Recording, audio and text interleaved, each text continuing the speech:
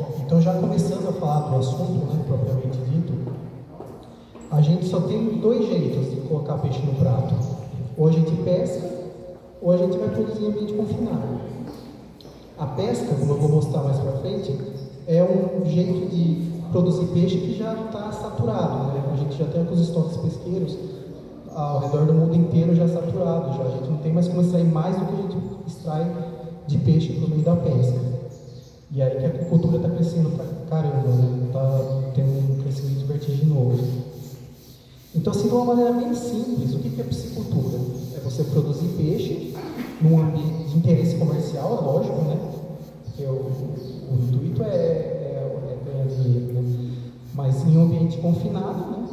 E controlado, entre aspas, né? Mas eu falo controlado porque como você produz peixe e é na água, é muito difícil você controlar completamente todas as condições, né? A gente tem clima, né? Chuvas, enfim. Então, é um negócio que é controlado, entre aspas, né? A gente tenta controlar na medida do possível. A gente não vai ter controle sobre todas as variáveis de produção em peixes, né? Porque a produção é difícil, ela é na água, né? Então, o que eu estava falando é assim, esse é o último relatório que a FAO disponibilizou a respeito de produção de organismos aquáticos em geral, na qual a maior parte é peixes, né? Então, a gente vê que a pesca, ao longo do tempo, ela foi estagnando, né? Essa em azul, ela se manteve estável, né? Porque a gente já atingiu o estoque de recurso pesqueiro, de extração, né? Então, ela se manteve estável. E de 30, 40, 50 anos para trás, a piscicultura só cresceu, né? Porque só a pesca já não atendia mais, né? A produção de peixes. Então, como eu comentei esse último relatório da FAO, só para ter um contexto geral do mundo, né? Então, a proteína de origem aquática, né, que a gente aí estende, não só peixes, né, mas camarão, bivalves, moluscos, enfim, é a proteína mais consumida no mundo. Embora aqui no Brasil não seja, né, a gente ainda tem o costume de comer pouco peixe, no mundo é a proteína mais produzida e consumida no mundo. Então, segundo o último relatório da FAO, foram produzidas 177,8 mil toneladas de proteína aquática. E o consumo por cabeça foi de quase 20,2 quilos por ano, médio, né? Se a gente for pensar no Brasil, a gente foi bem menos esse consumo, né? Mas a média mundial é de 20,2 quilos por ano de proteína de origem aquática, em consumo por cabeça.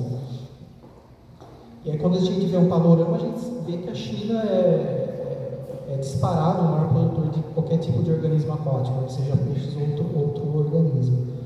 Então ele está muito à frente dos outros países, né? Segundo da Ásia, e aí com uma quantidade bem abaixo, né, no continente americano, europeu, na África e na Oceania. E é um segmento que gera muito emprego, né? No mundo inteiro. Então a gente vê um crescimento, né, de empregos gerados pela agricultura. Em 2020 a gente viu uma pequena queda, né, mas porque a gente teve a questão da pandemia, né, que impactou todos os setores, e para a piscicultura não foi diferente, né.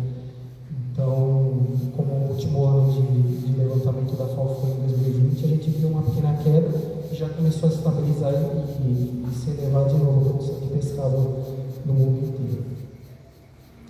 E o Brasil, como é que a gente está nessa história, né? Qual que é o contexto que a gente está inserido? Bom, o principal levantamento que a gente tem para saber a respeito de peixe é o da Associação Brasileira de Piscicultura, do Peixe BR. Então, todo ano é feito um levantamento, né, e eles fazem um levantamento com empresas e piscicultores para saber qual que é a quantia relativa que está sendo produzida de cada espécie no Brasil. E o que a gente tem observado é que a produção também só tem aumentado no Brasil, né? Se a gente for pensar, vem aumentando essa questão de produção de peixe de contínuo na água. Em 2022, a gente atingiu a marca de 860.355 toneladas, um aumento de 2,3% a mais do que em 2021. Quando a gente fala em piscicultura aqui no Brasil, talvez algumas pessoas nem gostem, apesar porque é uma espécie que não é nativa da gente, né?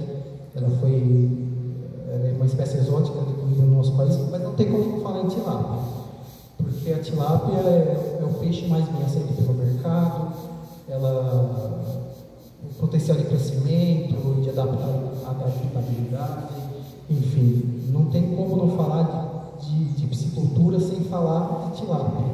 Então é a espécie que a gente vai focar mais aqui, mas em termos de estrutura nada impede que seja inserida outra espécie. Mas assim, a tilápia já tem um pacote tecnológico bem definido, né? Já tem muita informação a respeito. Então a gente sempre fala mais em tilápia porque é o que a gente sabe mais, que a gente tem um pacote tecnológico mais bem definido. E quando a gente fala em produção de tilápia, o Paraná é o destaque, né? Ela é quase o dobro, é mais que o dobro que a gente produz no segundo colocado aqui em São Paulo. E a gente vai falar mais para frente o porquê da questão do Paraná ser tão bem sucedido nessa questão de produção de tilápia, e depois vai ser comentado também sobre esse assunto, do porquê que a Paraná tem tido tanto êxito, né, tanto sucesso para a produção de tilápia. Então o Paraná é o maior produtor de tilápia do Brasil, segundo do estado de São Paulo, de Minas Gerais, que tem se destacado bastante também, Santa Catarina e Mato Grosso do Sul. Então, como que a gente está nesse contexto? Nossa tilápia brasileira, entre aspas, né? Porque eu falo que a tilápia não é brasileira, mas ela já é, né? Praticamente, porque ela já está aqui faz tanto tempo. Então, hoje a gente ocupa o lugar de quarto produtor de tilápia do mundo. 88% do que sai aqui do Brasil de peixe é tilápia. E a expectativa, segundo a PeixeBR, é que daqui uns 3 a 4 anos a gente suba para o terceiro lugar no ranking. A gente também tem uma produção considerável de peixes nativos, né? Sempre, eu acho que a principal espécie que a gente pensa é o tambaqui, que é o peixe mais produzido, principalmente no norte, que eles consomem muito, né, o tambaqui. Então, Rondônia é o maior produtor de tambaqui no Brasil, seguido do Maranhão, de Mato Grosso, do Pará e do Amazonas. E o Brasil também produz algumas outras espécies exóticas, né? Ou nativas, mas aqui no contexto de outras espécies, né? Agora também tem algumas outras espécies exóticas, então, né? Que é o caso do pangáceos, enfim, aí, que também tem carpas, né? O súfragos, muita carpa, tanto para fins ornamentais como de consumo. Então o Rio Grande do Sul se destaca na produção dessas outras espécies, seguido por Santa Catarina, Maranhão, Piauí e São Paulo. Só que a gente ainda consome pouco peixe, né? O consumo de peixe no Brasil ainda é muito baixo. Se a gente pensar, de acordo com o levantamento da PeixeBR, o brasileiro come em média 4 kg de peixe por cabeça por ano. Desses só 2,7 são de tilápia. A média é que seja de 10 kg por habitante ano, se for considerar também produtores originários da pesca. Mas o que aumenta essa média é exatamente o norte e o nordeste, eles consomem muito, né, peixe, principalmente peixe nativo do tambaqui, então eles chegam a consumir 22 kg de pescado por ano. Mas se a gente for pensar na China, que é o país que mais produz tilápia, eles consomem 40 kg de peixe por ano. Quer dizer, a gente ainda está muito atrás desses países, né? E também tem a cultura do brasileiro, né, de não consumir peixe, né, que a gente tem que começar a estimular mais, oferecer pescado na alimentação escolar, tentar começar a incutir esse hábito de consumir peixe, né, que ainda é muito baixo no Brasil. Se vocês tiverem alguma dúvida, quiserem interromper, pode.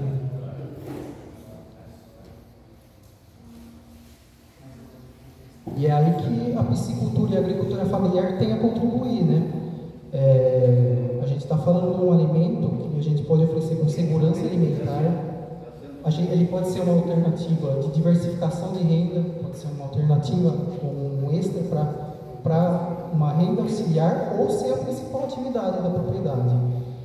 Então a gente geralmente aproveita os recursos hídricos e a gente não compete com outras atividades, né? Geralmente a gente vai produzir peixe em um lugar que não dá para produzir outra coisa.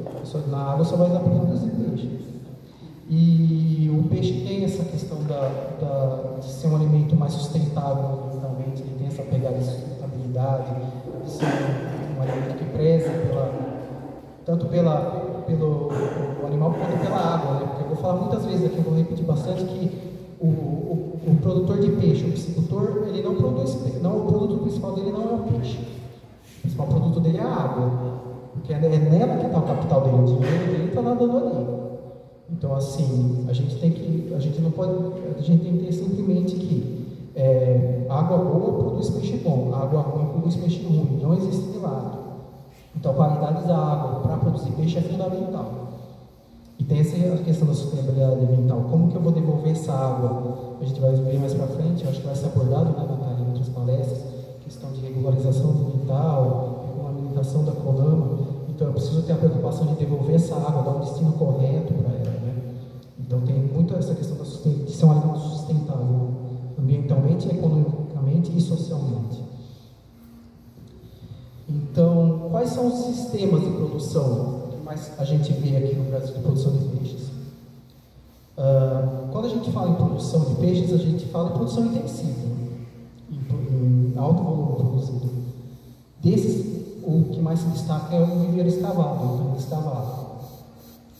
Embora a gente tenha também uma produção significativa em tanques rede, que são aquelas feitas em grandes reservatórios de água, em seções de água de união, em represamentos de hidrelétricas. Hoje também já tem crescido o interesse em sistemas de recirculação fechados, que são aqueles sistemas em caixas, indoor, que a água fica recirculando, que entra também hidroblocos, alguns sistemas integrados, como aquaponia, que é a produção de peixes integrada com hortaliças, enfim. Mas o que se destaca hoje no Brasil é a produção de peixes em tanques escavados. Ainda com relação ao tipo de produção, ela pode ser monofásica. O que quer dizer isso daí? Um produtor, ele produz desde o jubileuzinho do alevino até a engorda, ou ela pode ser multifásica, ela é segmentada. Eu posso produzir só o alevino para distribuir para uma pessoa que faz recria e engorda, eu posso fazer só a fase recria, só a fase engorda, ou recria e engorda. Então, ou ela é considerada como monofásica, quando é o único produtor que faz toda essa cadeia de produção, ou ela pode ser multifásica segmentada. E a organização da cadeia, como que ela está organizada hoje no Brasil? Hoje a gente tem os piscicultores independentes, que são aqueles que ficam responsáveis por toda a cadeia. Ele que vai comprar a ração, os insumos, que vai comprar os alevinos, os juvenis, que vai fazer engorda, que vai entrar em contato. O segundo grupo é o mais interessante e é o modelo que tem dado certo, que são das cooperativas e associações, que o cooperado entra com a mão de obra e a cooperativa entra com insumos, a parte técnica, e naturalmente ela adquire a produção do cooperado. O cooperado entra com mão de obra, energia elétrica, enfim, a estrutura em si, que é um modelo responsável pelo sucesso do Paraná. Muito do sucesso do Paraná se deve às grandes cooperativas lá da região, em especial a Copacol e a Cevale, e agora outras como a Cocamar, que foram entrando nesse progresso, que foram cooperativas que pegaram um modelo que já dava certo, que era o frango de corte, e adotaram para a piscicultura. E lá isso daí foi muito bem, funciona muito bem, e o resultado está aí. Hoje em qualquer lugar você ouve falar de Copacol e Cevale e Ativar. E as empresas verticalizadas, que são empresas que fazem realmente todo esse processo e são donas, né, dos tanques ou das seções, e elas fazem todo esse processo também. Produzem a própria ração, ficam com a parte de produção e comercialização desse pescado. Esses são os três tipos de organização da cadeia de piscicultura que hoje a gente encontra no Brasil. Então, se a gente pensar num modelo simplificado, né, do ambiente de produção de peixes, a gente tem os fornecedores de insumos, de ração, produtor de alevino, produtor de equipamentos para piscicultura. A gente vai ter o produtor, especificamente, que vai produzir ou em viveiro escavado, ou em tanque rede, a parte de industrialização e processamento do pescado, né, que vai seguir para comercialização ou atacado varejo, e o vencido final ao consumo geral dos diversos ambientes. E aí é o que eu retorno a falar. A piscicultura e produção de organismos aquáticos no geral, ela tem um apelo muito grande de sustentabilidade. Porque o piscicultor não produz só peixe, ele produz água, porque é na água que está o seu capital. Então ele tem que estar muito preocupado com a questão de qualidade de água. Licenciamento ambiental. Eu sei que isso vai ser comentado na outra palestra, então eu não vou me aprofundar, mas assim, de antemão, sem licenciamento ambiental, você está numa atividade irregular. Você não consegue acessar o crédito, você está sujeito a multas. Então, assim, a piscicultura tem que se ter em mente que, sem licenciamento ambiental, você está numa atividade irregular. Preocupação com os efluentes gerados, né? A gente tem resoluções, a do CONAMA 430 de 2011, então a gente tem que tomar cuidado com a qualidade do efluente que você vai mandar de volta para os corpos d'água. O que eu falei, retorno a falar, não tem jeito, água de má qualidade gera peixe de má qualidade. Eu acho que muitos de vocês aqui já tiveram a oportunidade de ter uma experiência ruim com o consumo de peixe, que é aquele gosto de barro. Todo mundo aqui já teve assim. Então, o que é esse gosto de barro? Nada mais é que um peixe produzido em água de qualidade ruim. São algas azuis que estão presentes na água, que acabam transferindo para o peixe esse gosto de barro desagradável que a gente tem. Então, quer dizer, peixe bom só vai ser produzido em água de qualidade boa. Já tinha falado na demanda do consumo, que o peixe é um alimento saudável, é uma proteína de excelente qualidade, baixo teor de gordura, não compete com demais proteínas animais, né, porque geralmente no mesmo cargo você vai produzir peixe, você não produz outra gordura. Ele tem uma ótima conversão alimentar. Todo mundo aqui está familiarizado com o conceito de conversão alimentar? Sabe o que é conversão alimentar? Conversão alimentar é o quanto de ração que você tem que fornecer para produzir 1 quilo de qualquer coisa que seja, no caso aqui peixe. Então, quando a gente pensa em conversão alimentar para peixe, tilápia, é um dos melhores animais com a conversão mais eficiente de ração em proteína animal. Então, se a gente pensar no frango, ele precisa de 1,7 quilos de ração para produzir 1 quilo de frango. O peixe de 1,2 a 1,4 quilos para produzir 1 quilo de peixe. Quando a gente pensa em suíno, são 2,6. Quando a gente pensa em bovino, são 6,3 quilos de alimento para produzir 1 quilo de carne. E tem essa questão de ser uma atividade que aproveita bem o espaço, né? Ela fica bem adensada no lugar, ela precisa de menor área para produção e maior produção por área. Então ela ocupa maior espaço produtivo. Então aqui eu tenho um exemplo, se a gente for comparar com outras culturas, se a gente pensar em gado de corte, uma safra em sistema rotativo de 18 a 24 meses, a gente precisa de 1,3 a 2,5 toneladas de safra por hectare. A gente produz, né, no caso, 1,3 a 2,5 toneladas de bovino por hectare. Se a gente pensar numa safra de 4 meses de soja, a gente produz de 3,5 a 4 toneladas. Se a gente pensar em peixe, em piscicultura em viveiro de 6 meses, a gente produz de 10 a 40 toneladas. Então, olha o rendimento que a gente tem numa área bem manejada. Né? Então, aqui, como eu falei, eu vou focar mais na produção de tilápia, porque é o peixe mais produzido, é o peixe mais aceito, mas muito do que eu vou apresentar aqui é aplicável também para outras espécies, porque a estrutura é muito parecida. E por que tilápia? Porque ela tem alta capacidade de se adaptar, aceita muito bem diversos ambientes, tolera na medida do possível situações adversas, né, flutuações de temperatura, ela é mais tolerante, né? E a gente tem passado por várias dessas flutuações, né, em relação ao clima. A questão da conversão alimentar que eu já tinha falado, ela é mais fácil de se manusear, ela tem maior tolerância a estresse, né, no manuseio. Comercialização, todo mundo já conhece a tilápia, né? Filé, sem espinho, aceita bem qualquer tipo de tempero, né? Enfim, não tem, como se fosse o frango, né? O frango também, né, aceita muito bem. E relação custo-benefício produtivo. Esse daí é o principal. Então, essa é a realidade, por exemplo, hoje em relação ao Paraná. Né? A gente vê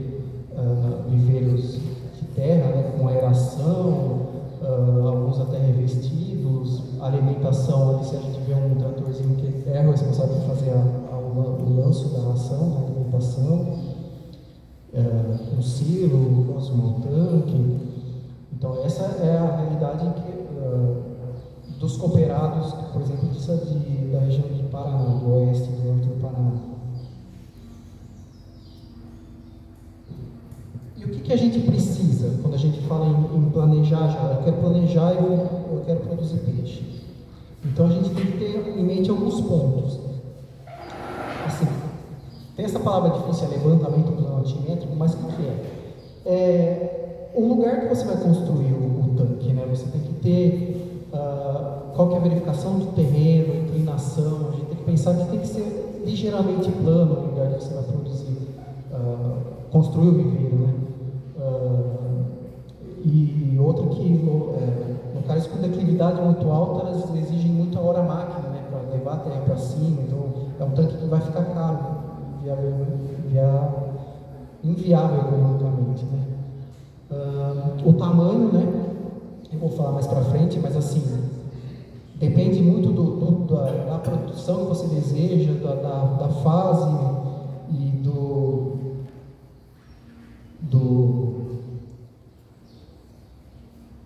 fluxo de água. Enfim, a gente vai comentar mais, mas assim, o tamanho é muito variável. Ele não pode ser muito pequeno e nem muito grande por questões de manejo, né? Muito pequeno, a variação da temperatura da água é muito grande, e muito grande é muito difícil. A gente tem que pensar que a gente vai ter que tirar o peixe da água em algumas ocasiões, para medir, para pesar. Então, viveiros muito grandes, vai ser trabalhoso você fazer isso, e muito pequenos também não é viável, porque você vai gastar muito dinheiro para produzir pouco peixe num espaço pequeno. Sistema de abastecimento e drenagem. A gente fala que cada tanque tem que ter uma entrada e uma saída individual. Vou falar mais para frente também. E a profundidade dos viveiros, eu vou falar mais detalhadamente, mas assim, o planejamento é essencial, né? A gente tem que já pensar lá na frente o que a gente quer para depois voltar, né? A gente não adianta fazer um caminho inverso, está produzindo e depois ver o que a gente vai fazer. O planejamento começa para quem que eu vou produzir, quanto que eu vou produzir, para quem eu vou distribuir, com que frequência. Então essas são perguntas que devem ser feitas.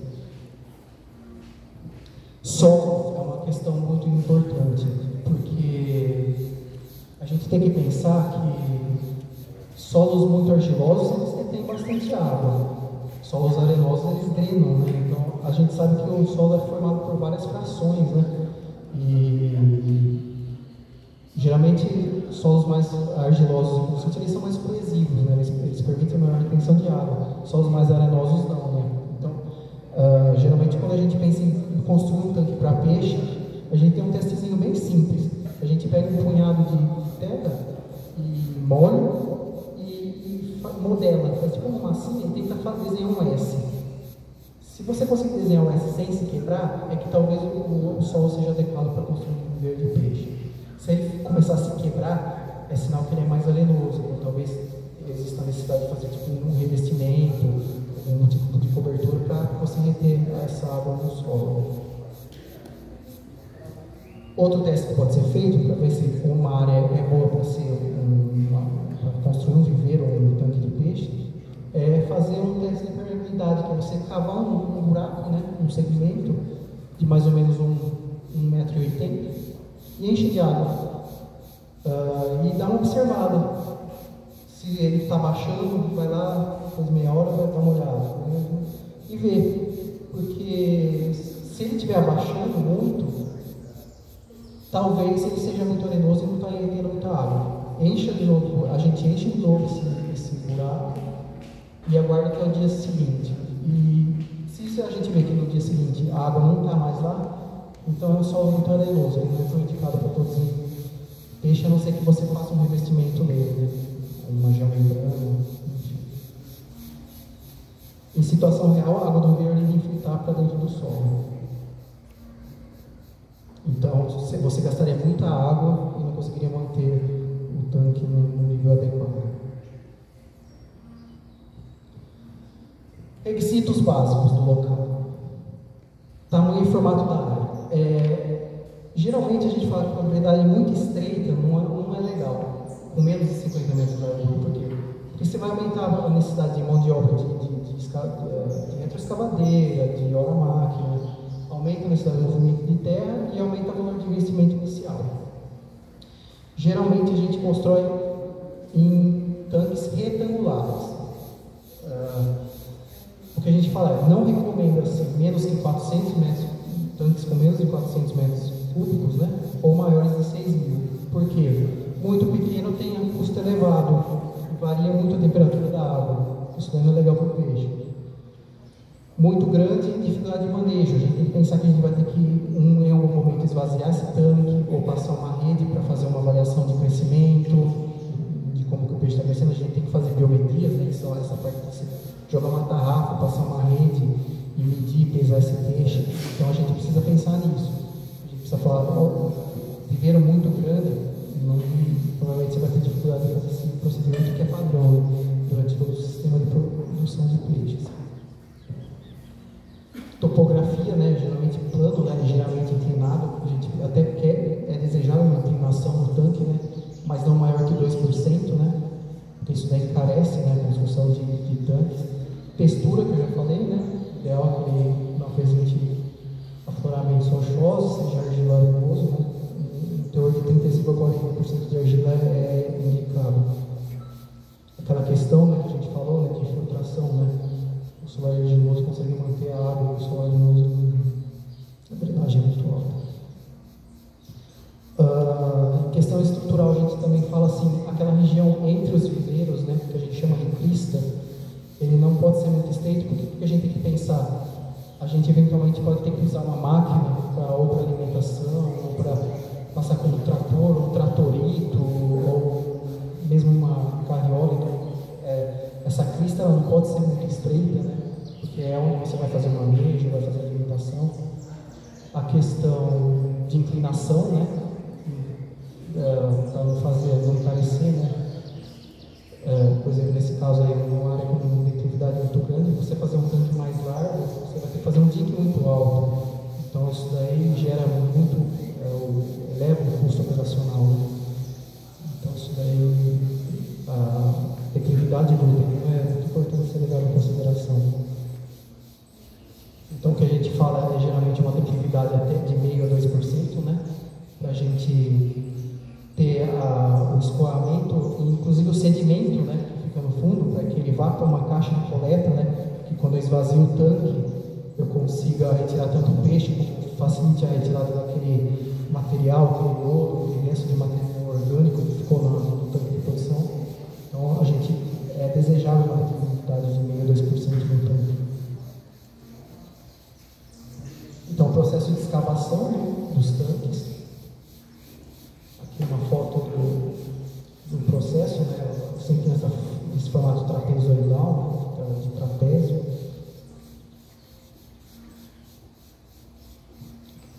A questão de recobrir, né, caso o solo não seja adequado, isso daí é feito muito no Nordeste, né, os solos lá são muito arenosos, eles estão todos ventilados, então eles se recobrem com membranas, né, para evitar a filtração de água e perda de água por infiltração. Eles se recobrem com uma geomembrana e cobrem com terra, né? E é possível produzir peixe. Lá eles produzem bem peixe nesse sistema. O sistema de drenagem, né, que é onde vai sair a água do seu tanque, né, o escoamento, né, o sistema de escoamento.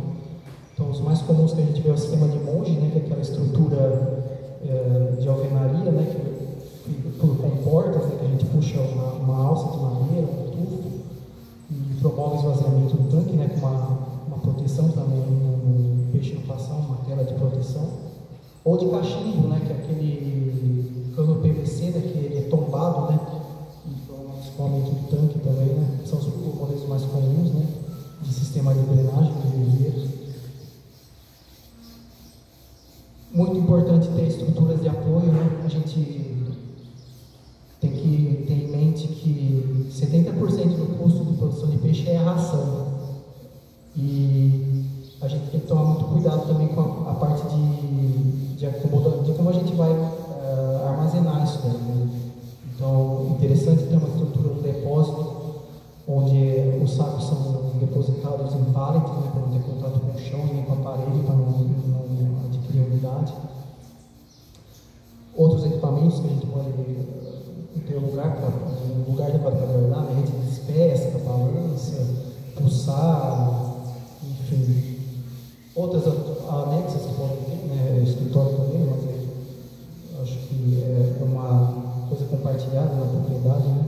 Mas assim, muito cuidado a gente tem que ter com a ração, porque a ração é fundamental e essencial para a produção. Então a gente tem que tomar muito cuidado também no armazenamento, além do processo de alimentação em si. E a gente tem que ter requisitos básicos de água, né?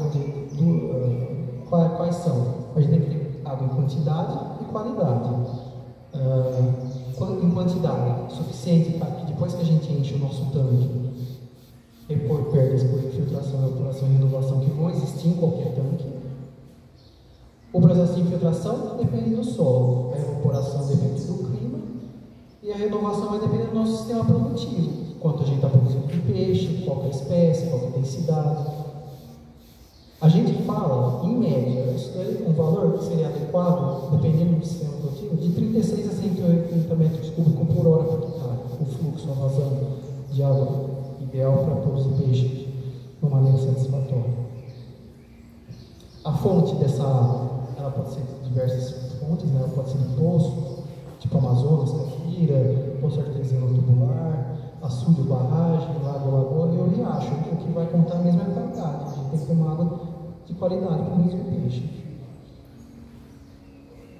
E quantidade. Então a qualidade da água vai ter que obedecer algumas características, né? Não ter cheiro ou sabor desagradável, não conter substâncias nocivas ou tóxicas, não ter nenhum tipo de bactéria ou micro-organismo patogênico, definidos através de parâmetros e padrões estabelecidos. Existem padrões e legislações a respeito disso. O pH da água, geralmente, a maioria das espécies, nossas espécies, aceita bem entre 6 a 8,5, uma temperatura de 27 a 32 graus Celsius.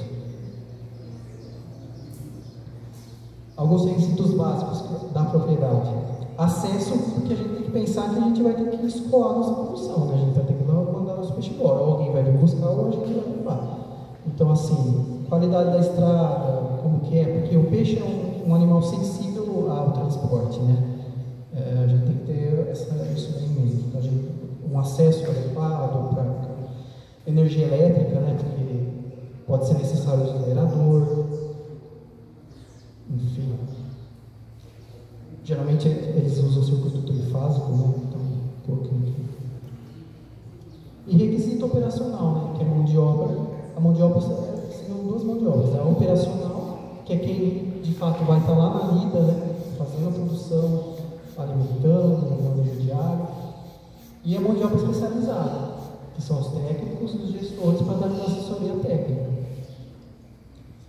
Outra questão importante, próximo ao fornecedor, aqui a gente não tem problema na região, né? Fornecedor de insumo, ração, a gente tem muito fornecedor de juvenil, de tilápia, muito fornecedor de ração, de medicamentos, enfim. Mas assim, só para efeito da cidade, geralmente acima de 100 km a gente eleva o custo. Então, pensar na proximidade de fornecedores de peixe, de ração, de insumos em geral. E proximidade do mercado consumidor, né? O consumidor é que vai definir qualquer forma, qualquer quantidade, qualquer qualidade que ele quer. Enfim, quem manda é o consumidor. E tem a questão da logística também. A parte ambiental eu não vou entrar, porque eu sei que alguém vai falar, né? A respeito da questão ambiental, mas assim, só para saber, existe uma legislação, né, que fala disso, que margens de rios, riachos, barragens, nascentes, de acordo com o Código Florestal, são áreas de preservação permanente e não são áreas destinadas à piscicultura. Então, o piscicultor, o produtor tem interesse, ele tem que verificar como que vai ser o acesso à fonte de água, o ponto de captação e a forma de compensação ambiental de acordo com a legislação vigente. Então, área de preservação permanente, área de mata ciliar, áreas montanhosas de declive não são áreas legais para se produzir peixe. Licenciamento ambiental eu também não vou falar, que vai ser debatido, mas assim, em linhas gerais, é fundamental, o ponto chave é licenciamento ambiental. Se você não está licenciado, você está irregular. Se você não tem regulamentação ambiental, você não tem acesso ao crédito, você está sujeito a multas. Então, isso daí vai ser abordado pelo outro palestrante, né, Natália? Mas, assim, de antemão, assim, um ponto fundamental para iniciar o processo de piscicultura é estar regulamentado nessa questão ambiental. E aí que você precisa do registro de licença de agricultor, né, em áreas estaduais e federais, que é o Ministério da Agricultura e Pecuária que faz, a outorga do direito de uso da água, né, se for o caso, se for áreas estaduais, nos órgãos estaduais de meio ambiente, o Secretário de Recursos Hídricos do Estado, em água federal é a ANA que faz isso, e o licenciamento ambiental em água estadual e federal é nos órgãos de meio ambiente, às prefeituras, secretarias de meio ambiente estaduais. E o dia a dia, né, que vai ser o que vai ser mais feito, né, o produtor vai estar lá e esses processos vão ser feitos sempre diariamente, né, que é preparar o viveiro, a cada ciclo secar, remover aquela matéria orgânica que ficou no fundo, desinfetar, fazer a calagem, adubação do viveiro naquela primeira fase, né, porque lá tem filtradora, aquela água verde, principalmente nas primeiras fases ela usa, né, tudo como alimento lá, então a gente faz a adubação dos viveiros, povoamento, né, que é você colocar de fato o peixe no seu tanque, alimentação, monitoramento da qualidade de água, fundamental, né, sempre monitorando a temperatura, oxigênio dissolvido, pH, transparência, amônia e nitritos, isso é fundamental, né, porque, de novo, a água ruim para os peixes ruins, e a gente tem que ter noção que a água é onde está o nosso peixe, então onde está o nosso dinheiro na linha. Então a gente tem que estar sempre monitorando os parâmetros de água. Então aqui uma foto, né, de uma realização de calagem de viveiro, né, para acerto de pH, né, da água. Adubação, né, que a gente pode fazer tanto química como orgânica, né, ou com adubação orgânica, né, suíno, esterco curtido, né, ou de aves, ou de suíno, de bovino, ou fertilizantes químicos. Existem as formulinhas, né, de acordo com o que você utiliza, de quanto utilizar, né, nessa adubação inicial. Povoar os tanques, né. Sempre a recepção é feita dos peixes nesses sacos plásticos, né? Então a gente sempre adapta o peixe à temperatura da água para não ter um choque térmico, né? Então eles ficam lá até equilibrar a temperatura da água, depois são soltos nos tanques, né, na hora da recepção. Alguns cuidados nas fases iniciais, né? A gente fala de tela, porque peixe é um animal muito predado, né? Então, aves, animais terrestres, né? Então, principalmente nessa fase que ele está menor, então a predação é muito alta, então em alguns casos faz necessário usar tela, né? Tela antipássaro, enfim, para evitar a perda por predação. Monitoramento, né? Os equipamentos que a gente vai ter que usar para temperatura, né? A gente vai estar monitorando diariamente para deixar naquele padrão adequado de temperatura, oxigênio dissolvido, pH, transparência, amônia e nitrito, né? Isso é de fundamental, a gente está sempre de olho. Alimentação e racionamento, né? 70% do custo de produção de peixe é ração. Então hoje a gente já tem esquemas, né, de alimentação, até as próprias empresas de ração, elas já têm os seus próprios regimes de alimentação, então elas já vêm com as formulinhas, né? Com preço de tanto a tanto, você vai dar tantos por cento, tantas vezes ao dia. Então isso daí já está bem estabelecido, né? As frequências, eu vou dar de quantas vezes, mas isso daí também entra o olho do cara que está tratando, né? Porque a gente sabe que, por exemplo, hoje baixou a temperatura, o peixe come menos, então isso daí vai muito com tato também, né? A gente pode adotar isso como uma regra fixa, né? Então tem fatores alheios, né? Então você joga lá, o peixe não subiu, fala assim, não, peraí, então vamos tentar ver quais são as possíveis causas, né? A gente tem que acompanhar, né, para saber se o peixe está crescendo, o peixe está dentro d'água, a gente não consegue ver, né? Então, geralmente, inicialmente, né, a gente pega uma amostra desse tanque, ou por tarrafa, ou por diáframo, e pesa, né, o número exato, ó, tem 6 peixes ali, 5 quilos. Então a gente tem um peso médio para saber mais ou menos como é que está o andamento do tanque. O processo de despesca, né, propriamente dito, que é quando a gente vai esvaziar o tanque, né? Então aí o processo de rede de arrasto, né, arrastando para próximo da caixa de coleta, do ponto de captação, a retirada dos peixes do ribeiro. E o mais importante, né, que é da porteira para fora. A gente está tendo todo esse trabalho que é para oferecer um produto, né? Então a gente tem que ter em mente a questão de comercialização, né? Como que eu vou vender esse peixe? Vai ser direto para cliente, para frigorífico, para abatedouro, para supermercado, para peixaria? Como é que vai ser o transporte? Sou eu que vou fazer? Vão vir buscar? Qual que é a forma de apresentação que vai ser? É peixe inteiro, viscerado? É posta, é filé com pele, é filé sem pele? Não sei. Abatedouro, tem uma estrutura, a gente tem que ter pelo menos o SIM, né? O CIF, né? Isso é um investimento alto, né? Então, existe alguma estrutura para fazer esse tipo de abate? Um mercado que é interessante é o de pesca e pague, que é você fornecer o peixe vivo diretamente para a pesca e pague. A questão do associativo, do cooperativismo, né, que vai ser abordado também, né?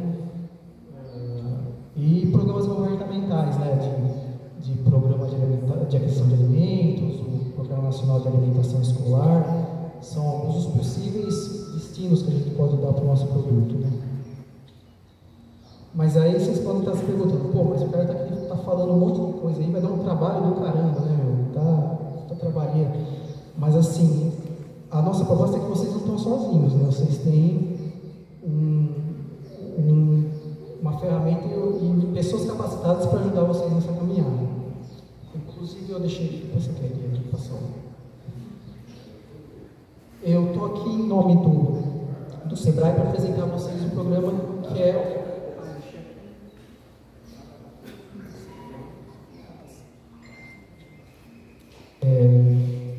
estou aqui para apresentar a vocês um programa chamado Área Rural, que é um programa feito para atender pequenos produtores rurais e para auxiliar ele nas principais dores dele no campo. Então, o Ali ele tem como orientação o estímulo à inovação. Então, você tem um especialista para acompanhar o seu negócio e fortalecer ele. Tem um videozinho aqui, eu vou tentar. Eu não sei se vocês vão ouvir.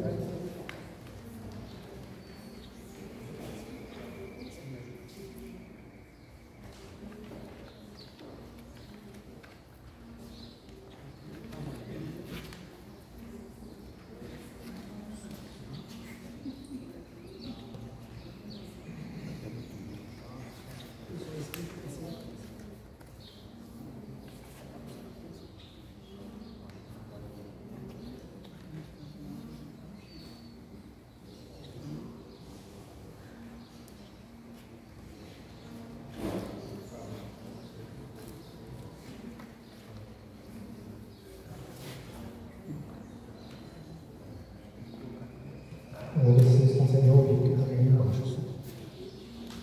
Olá, produtor rural!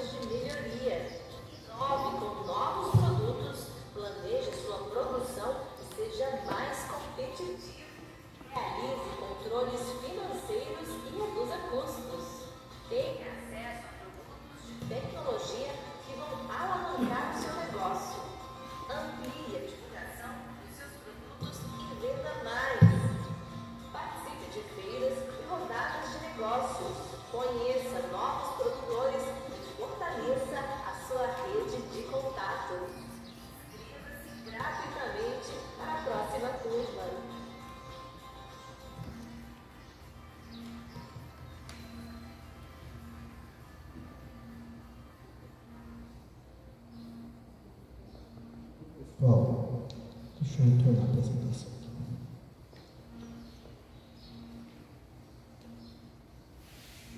aqui. Fica só um minuto.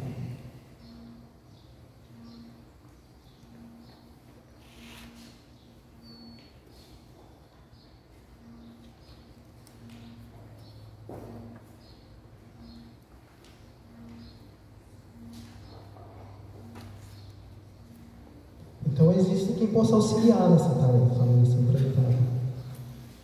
O que é o projeto Área Rural? Ele é uma iniciativa, né, visando fortalecer principalmente o pequeno produtor rural e os pequenos negócios rurais. A gente fala que a gente promove o extensionismo tecnológico, que a gente faz o estímulo à pesquisa e desenvolvimento e aplica processos de inovação. Então, como funcionaria essa questão do área? Durante 8 meses, um agente local de inovação ele vai realizar para você um diagnóstico, vai identificar quais são as principais dores, quais são os principais problemas, vai apresentar soluções para esses problemas, vai acompanhar a aplicabilidade do que ele propôs, que vai ser realizado pelo produtor rural e empresário, e vai medir os resultados por meio. No fim do ciclo, o resultado final é o que a gente quer: aumento do faturamento ou redução de custo. Quer comentar alguma coisa aí? Tá. Então, o programa Área Rural, ele promove inovação e acesso ao mercado, e o que a gente quer é aumento de faturamento e redução de custo. Quais são os requisitos necessários para você estar ingressando no área? Já está no tipo de produção, já está produzindo, ter interesse, né, em melhorar a gestão da sua propriedade, ter CNPJ rural ativo, ou cadastro como produtor rural, ou CAP, ou DAP, ou NIF ativo, comprometimento, né, se prometer e cumprir os 8 meses do projeto, e aí a gente entende que o faturamento do pequeno produtor é aquele até 4.800 mil por ano, 4 milhões e 800 mil por ano, como já foi dito no vídeo. Ele é gratuito, mas ele exige o comprometimento do produtor em participar de todas as fases. A gente costuma dizer que o ALI é 10% ALI e 90% produtor. A gente dá todas as soluções, mas o ALI não vai fazer nada para você. Ele vai dar toda a ferramenta, ele vai dar toda a metodologia, ele vai aplicar tudo, mas assim, no fim das contas, o comprometimento do produtor vai ser fundamental. 90% produtor, 10% ALI. Então, a jornada Área Rural ela é composta de 10 encontros, são 8 individuais na propriedade, encontros individuais na propriedade, e 2 coletivos que podem ser alguns eventos de interesse comum a todos os atendidos. Talvez durante esse processo seja criada uma demanda, sei lá, por exemplo, acesso ao crédito. A gente tem que ficar acesso ao crédito. Então, você vai por meio dos parceiros, pode organizar um evento e promover esses encontros coletivos, que também é um momento de conexão com vocês mesmos, né, de trocar uma ideia, de conversar. Então, são 10 encontros coletivos, né, sempre atuando nas principais esferas que a gente vai atuar: em redução de custos, novos produtos, controles gerenciais, marketing e vendas e melhoria dos processos produtivos, sempre atendendo essas questões. Então, são 10 encontros coletivos. Nos primeiros a gente vai aplicar a ferramenta radar, que seria o raio-x da propriedade, vai conversar com o produtor, vai ver quais são as suas dificuldades, suas dores, quais são os seus pontos que você deseja aprimorar, enfim. Para fazer, com base no diagnóstico feito nos primeiros encontros, a gente vai traçar um plano de ação e de melhorias para começar a aplicar nesses pontos que são críticos na propriedade, fazendo uma análise e ao final uma ação corretiva, caso seja necessário, né, para sempre esse acompanhamento, para ver se essas medidas estão sendo aplicadas.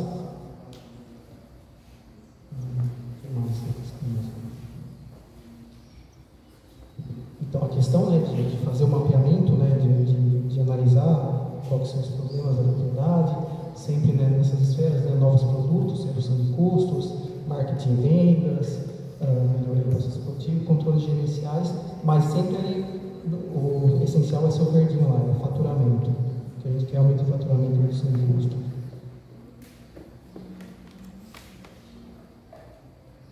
Então, Então a gente tem planos, né, de atuação, né, de ciclo, né, de planejamento, de fazer um plano de ação, né, de melhoria da propriedade, levando em consideração também essas outras esferas, né, práticas sustentáveis, agregar valor ao produto, a cooperação em rede, né, e inovação. A gente tem um cronograma, né, para seguir, a gente, na medida do possível, a gente tenta seguir, né, por isso que a gente pede comprometimento do produtor, né. A gente tem um cronograma que precisa ser seguido, então cada ponto a gente já sabe mais ou menos o que a gente tem que aplicar, como aplicar. Então, por isso que a gente fala, o comprometimento do produtor é fundamental, porque a gente tem um cronograma que tem que ser seguido nesses 8 meses. E aí a gente se pergunta, mas e aí, dá resultado? Bom, o que se esperava do programa Ale Rural, isso foi medido no último ciclo, em setembro, né, a meta do Ale Rural era promover um aumento de faturamento em média de 8,5%. Esse último ciclo foi de 14,6% a média nacional. E eu acho que aqui no estado de São Paulo foi maior, né, Lucas, se não me engano. Quase 30% de aumento de faturamento no estado de São Paulo, Ale promoveu, em geral. Então, quer dizer, se aplicar e fizer direitinho, pode ir que funciona. Assim, não é conversa fiada. Pessoal, o que eu tinha para apresentar aqui foi uma apresentação rápida, né? Lógico que a gente não vai conseguir abordar toda a questão da piscicultura, né? Mas uma apresentação para mostrar como é que é a atividade, qual é o dia a dia, quais são as possíveis formas de produzir, mas enfim, a gente não vai conseguir abordar isso em uma hora. Mas eu fico à disposição, tenho meu contato aqui e ficou tudo. Só avisar que vai entrar em contato para ver quem está essa listinha, se possível, todo mundo assinar, né? Deixar o telefone, porque a gente também vai entrar em contato com vocês, né? Então, quem não assinou, se puder assinar lá e deixar o telefone. O CNPJ Rural, o CAF, dá para a gente saber que ninguém vai lembrar mesmo, mas, assim, interessante é pelo menos vocês deixarem contato, para a gente poder entrar em contato com vocês. Eu acho que o que eu tinha que apresentar aqui era isso. Eu agradeço a atenção e obrigado.